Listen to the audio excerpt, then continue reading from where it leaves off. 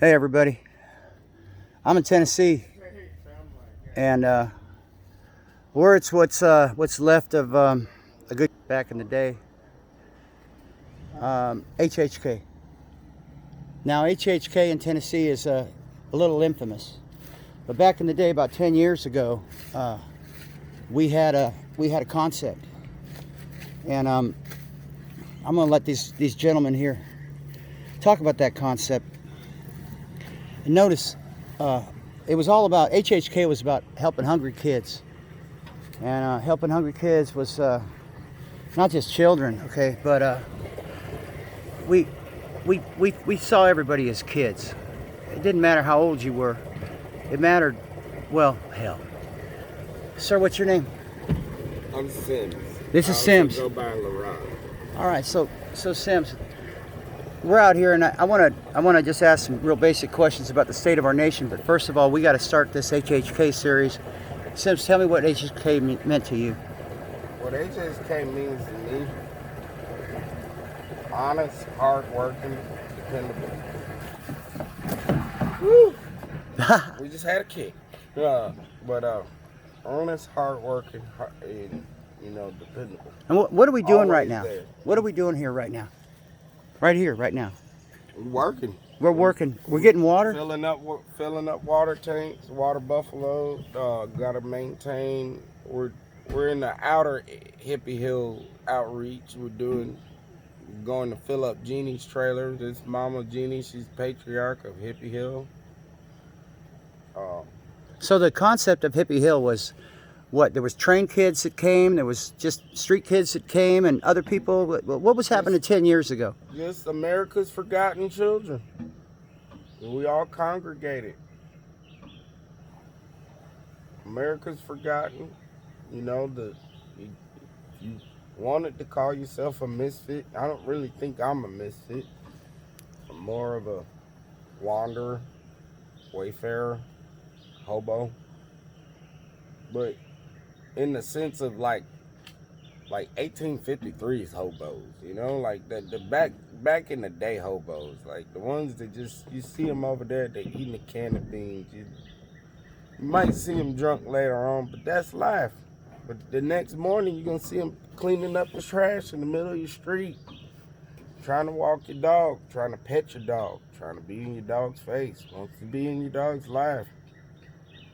People with a heart, maybe. People with a heart. But they don't care about too much about money. I was born in 1993. Yeah, I'm what they would call a millennial, but I believe differently. My mom, she loves me to death, and I love her. Doesn't really understand why I do what I do. The thing and the reason of why I do what I do, it all came from Hippie Hill years ago. And what did Hippie teach you? Hippie gave me a bulk of my patience in the ground that I stand upon life with. When I was 17 years old, I used to tote guns. I had shot at 2 people, successfully fucked up 2 people. But those days are over. Preemptively in a gang. Right. So was it trauma-based that you started to feel that way? How were you like before when you were a kid? Just circumstance. Just a matter of circumstance. I see. I literally was that kid that was sitting there doing a bunch of nothing in a society that was fast-paced. I had a gun thrown at me once. So you grew up on the side of America that maybe people don't normally see. Hmm? I see. Let's talk to this other gentleman over here. I don't have nothing to say, man. You don't have to be on camera. You don't have to be on camera, okay? But you're part of HHK, is that correct? Yes. How long do you go back with HHK? Almost 20 years. 20 years, okay. And what has HHK done for you? Well, it gave me a place to stay when I didn't have a place. Mhm. It helped me show that there's people out there that maybe aren't doing their best, but are trying their best, that are willing to put in the work to better themselves and to better this world. So, you're from Indiana, aren't you? Yes, sir. You're going back pretty soon? Yeah, I go back this evening. All right then. Do you want to share anything about the past few years in your life and what at all and where you've been? Because your face won't be on this, but you can. We talked about it and. The past 3 years I've spent in the penitentiary because of methamphetamine use, from falling back into old ways and just basically giving up and thinking that there was a life out there that that you could use drugs and feel better about, but What'd you find out? found out that that's not the case, that there's no life in drugs, and that then the people that you're involved with, they don't care. That they're out for themselves, and it took me all the way down to being homeless, living by myself, doing things I didn't want to do for drugs. Right. And so HHK helped you to see something. Yeah, it showed me that that I didn't need to get high, and that there are people that care, that that have been where I've been and are willing to help me. And now you people can't see you, but you're a pretty big man, and there's something I got to push in here because you were telling me earlier the SEAL team helped you to see. Yes.